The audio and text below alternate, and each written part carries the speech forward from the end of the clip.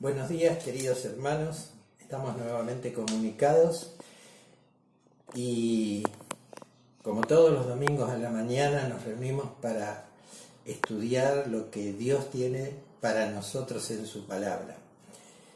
El miércoles Gonzalo nos hablaba de enseñarle a nuestros hijos a buscar en la palabra la verdad, y la verdad es Cristo. Por eso el centro de nuestro mensaje es Jesucristo.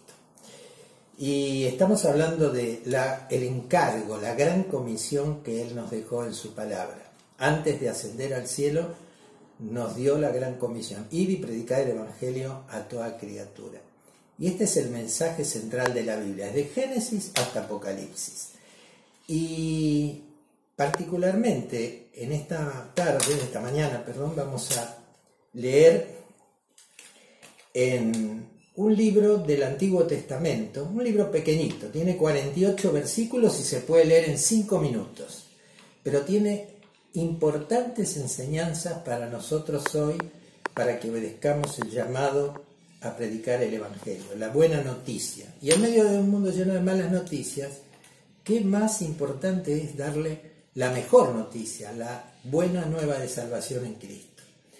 Y vamos a hablar del libro de Jonás. Jonás capítulo 3, versículos 1 y 2 vamos a leer. Y mientras ustedes buscan, allí entre los profetas menores, acuérdense que después de la mitad de la Biblia, en la mitad está Salmos, después vienen los profetas mayores y luego los 12 profetas menores. Jonás es uno de los 12. Y su libro tiene una historia que mucha gente, aunque no sea cristiana, la conoce. En el capítulo 1, Dios lo llama a Jonás para una misión. Le da una comisión. Y Jonás, en vez de cumplirla, huye de la presencia de Dios. Tenía que ir hacia un lado, es decir, hacia Nínive, hacia el imperio asirio, y se fue para el otro lado, a España, a Tarsis. Y es en España esto. Es decir que no quiso saber nada con la gran comisión que Dios le había dado, de ir y predicar el Evangelio a una gran ciudad. Todavía la revelación de Cristo no había venido, porque dice Hebreos que Dios habló a nuestros padres muchas veces por los profetas, y los profetas hablaban por fe en el Mesías, pero nosotros sí tenemos a Cristo. Por eso el mensaje nuestro es predicar a Jesucristo. Y tiene un tremendo problema Jonás, por haberse escapado, por haberse ido de la presencia de Dios. En el barco donde iba, tienen un problema. Se desata una terrible tormenta, el barco estaba por zozobrar, y Jonás, pensando que se había escondido de la presencia de Dios, estaba durmiendo. Lo despierta el capitán del barco y le dice: ¿qué haces, dormido? ¿No ves que nos estamos hundiendo? Y Jonás le dice: yo sé por qué es esto. El capitán del barco dice: clama a tus dioses para que se calme la tormenta. Nosotros estamos orando a nuestros dioses. Y Jonás le dice: yo ya sé por qué es esto. Yo soy siervo del Dios Todopoderoso y me escapé de la misión que Él me dio. Escuchen bien, hermanos, porque esto nos toca a nosotros. Dios nos dio la gran comisión. ¿Qué estamos haciendo? Ahora miren qué interesante. Dice el capítulo 2, el capítulo 1 nos habla de que lo echaron al mar, lo tragó un gran pez, y allí estaba como muerto Jonás, porque estaba dentro del vientre del pez. Y de pronto clamó a Dios, dice el capítulo 2, está la oración de Jonás, dice: clamé a Él y Él me oyó.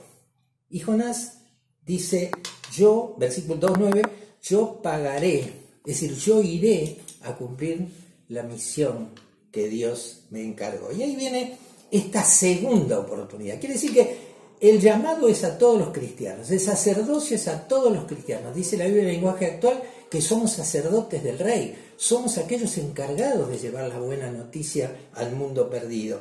Decirle al mundo que hay esperanza en Dios. Pero ¿cómo llegamos a Dios? A través de Jesucristo, su Hijo, que dio su vida en la cruz por nosotros. Por eso Jonás recibe una segunda oportunidad. Fíjese, capítulo 3, versículos 1 y 2. Dice: vino palabra de Dios por segunda vez a Jonás diciendo, 3 cosas le dice: levántate, ve a Nínive, a aquella gran ciudad, y proclama. ¿Qué tenía que proclamar? El mensaje que Dios le iba a dar.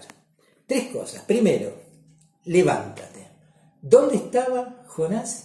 Escapando del llamado de Dios. ¿Dónde estamos nosotros hoy? En medio de la pandemia, en medio de la incertidumbre que tiene la gente, el Señor nos dice, no te caigas, levántate, levántate. Hay un llamado de Dios que Él había rechazado, que Él no lo había cumplido. En el capítulo 1 nos habla de esto, pero ahora Dios le da una segunda oportunidad. También a nosotros, hermanos, Dios nos da la oportunidad nuevamente de servir. Este es un llamado que nos está haciendo en esta mañana. Por eso le dice, levántate. Cuando clamamos, Dios nos oye. El profeta Jeremías dice, clama a mí y yo te responderé, en el capítulo 33, versículo 3. Dios nos oye cuando clamamos a Él. Cuando reconocemos que es Él quien nos llama. Dice, cuando los compañeros de viaje estaban aterrorizados porque se hundían, Él dice, yo tenía un llamado del Dios Todopoderoso y no lo respondí. Pero ¿qué pasó? Cuando Jonás le dice esto, dice que todos los que estaban orando a sus dioses, el capítulo 1, versículo 10, todos temieron en gran manera, porque ¿qué Dios podía manejar, como lo hizo Jesús en su ministerio, las tempestades? Y ellos temieron, es decir, que cuando nosotros reconocemos el llamado de Dios, aún los inconversos se dan cuenta de que Dios es el Todopoderoso, el Dios nuestro. Y nosotros hoy debemos reconocer el llamado de Dios, escuchar lo que Él nos está mandando, ir por todo el mundo y predicar el Evangelio. El mundo, ¿saben que necesita? Como decía Gonzalo el otro día, no la vacuna, sí, la vacuna va a venir bien, pero lo que necesita es a Cristo que le cambie la vida.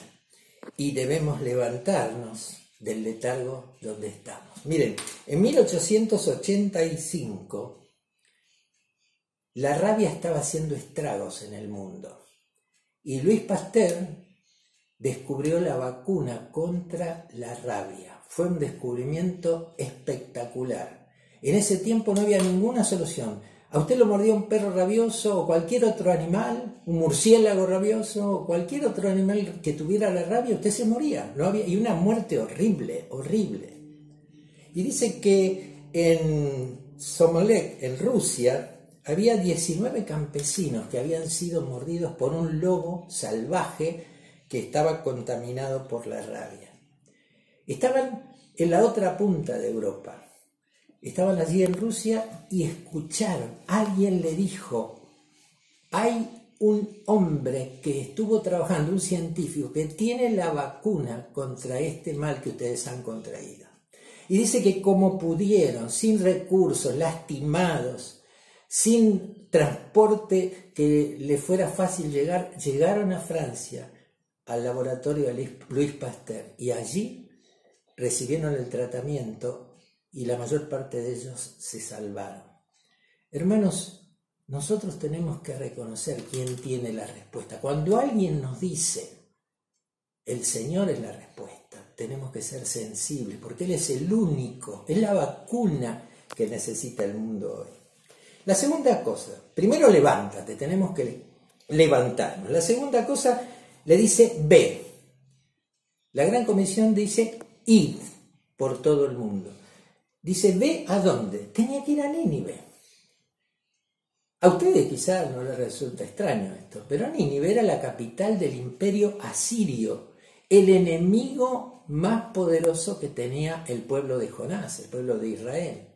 Los ninivitas eran terribles. Nínive era una ciudad inmensa, Jerusalén era un poroto al lado de Nínive. Tenía una muralla que se extendía por 12 kilómetros. Por arriba de la muralla podían ir 3 carros de guerra juntos. Miren el ancho de la muralla. Para recorrerla hacían falta 3 días de camino. Era un desafío muy grande. Y además, como les decía hace un ratito, era gente considerada indigna de ser salvada, porque eran el azote de la humanidad de su tiempo. Eran malvados, crueles, repulsivos, eran violadores. todo lo que conquistaban lo destruían, se llevaban a toda la gente que valía la pena y a los demás los mataban. Y Dios le dice, anda, ¿a dónde? A gente macanuda, a un lugar donde nos van a recibir bien. No, dice, anda a Nínive. Y hermanos, es lo que Dios nos dice hoy, ir por todo el mundo que aprueba el divorcio, que aprueba el matrimonio homosexual, que aprueba la matanza de los bebés a través del aborto, el mundo que está trastornado, el mundo que nos persigue por hablar contra estas inmoralidades que están destruyendo a la sociedad, es el mundo que necesita de Jesús. Por eso le dice, andá a Nínive. Miren que dice Romanos 10, dice San Pablo, el 13 y el 14. Dice, porque todo aquel que invocar el nombre del Señor será salvo. ¿En quién somos salvos? En Cristo. Dice, pero ¿cómo van a conocer a aquel en el cual no han creído? ¿Y cómo van a creer si no han oído? ¿Y cómo irán si no hay quien les predique? ¿Quién le va a predicar? Usted y yo. Miren, el otro día estaba escuchando la BBN y dieron el testimonio de Steven Luco, un joven sudafricano, terrorista, miembro activo de una célula terrorista, que había tenido una niñez terrible. Los padres lo habían abandonado, la persona que le daba de comer lo castigaba, lo maltrataba, al final se fue de esa casa que no lo querían y vivió debajo de los puentes, en la calle, sacando comida de la basura. Es decir, vivió una vida terrible que lo había formado como una persona mala, una persona resentida contra la sociedad. Y ahí en Sudáfrica en ese tiempo estaba el apartheid, es decir, los blancos y los negros estaban separados. Entonces, en su mente, en su odio hacia la sociedad, él pensaba que tenía que destruir a todos los cristianos, que eran la fuente de lo que estaba pasando allí en Sudáfrica. Y junto con la célula terrorista que él comandaba, decidieron ir a quemar una carpa donde se predicaba el evangelio, que estaba llena de gente. Entonces él le dijo a su banda, a su grupo de terroristas, yo voy a entrar con una mochila cargada de explosivos y de bombas incendiarias y me voy a sentar. Cuando yo me pare, ustedes proceden y queman toda la carpa con la gente adentro. Y bueno, él escuchó, primero entró, lo atendieron bien, le dieron un asiento preferencial, lo pusieron en un lugar de privilegio y escuchó el mensaje. ¿Qué mensaje? Escuchó la gran comisión, escuchó hablar de Jesús, escuchó de que Jesús es el camino, la verdad y la vida, y esto tocó su corazón. Y dice que se pasó al frente y se entregó a Cristo.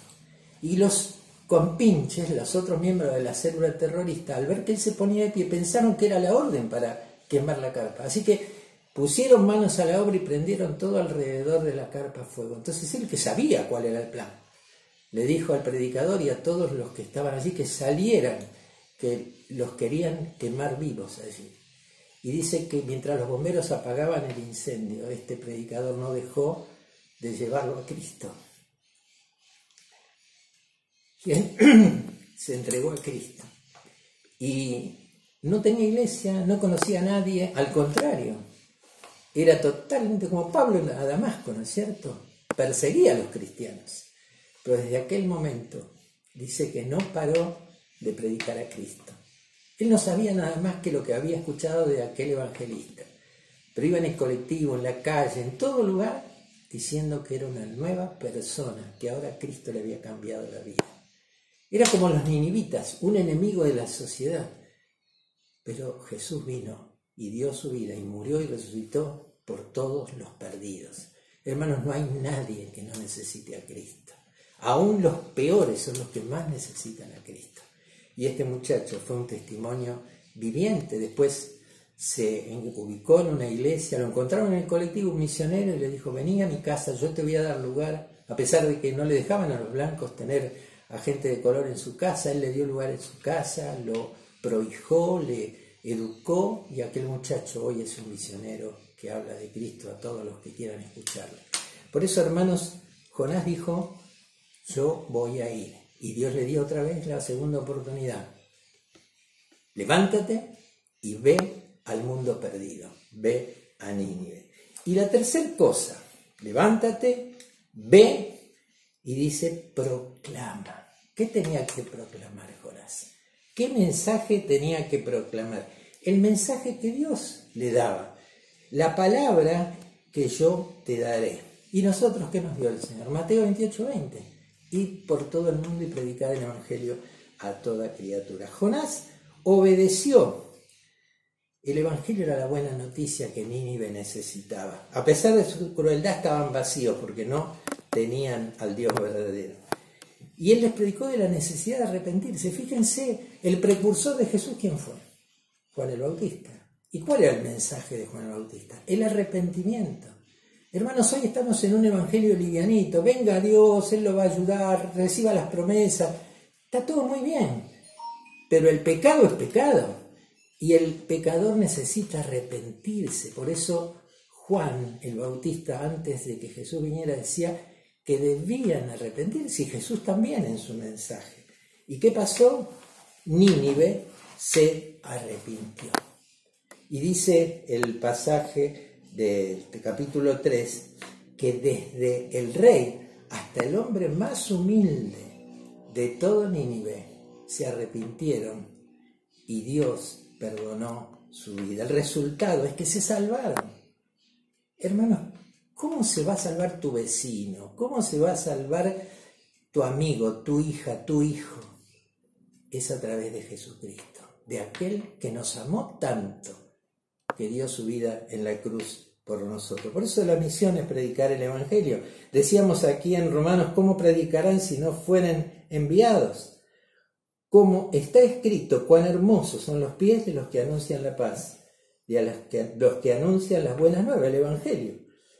Mas no todos obedecieron al Evangelio, pues Isaías dijo, Señor, ¿quién ha creído a nuestro anuncio? Así que la fe es por el oír, y el oír, ¿qué? Como decía Gonzalo el miércoles, el oír la palabra de Dios. Prediquemos a tiempo y fuera de tiempo, porque en ningún otro hay salvación, porque no hay otro camino. Jesucristo es el camino, la verdad y la vida. En estos días escuché el testimonio de una hermana nuestra, argentina, que hace 10 años se fue a trabajar a Europa, a España específicamente, estaba en un lugar hermoso, en Las Palmas de Mallorca, y contaba ella en su testimonio, tenía 2 hijos, pero uno de ellos, un jovencito, contrajo este virus que está haciendo estragos en la humanidad.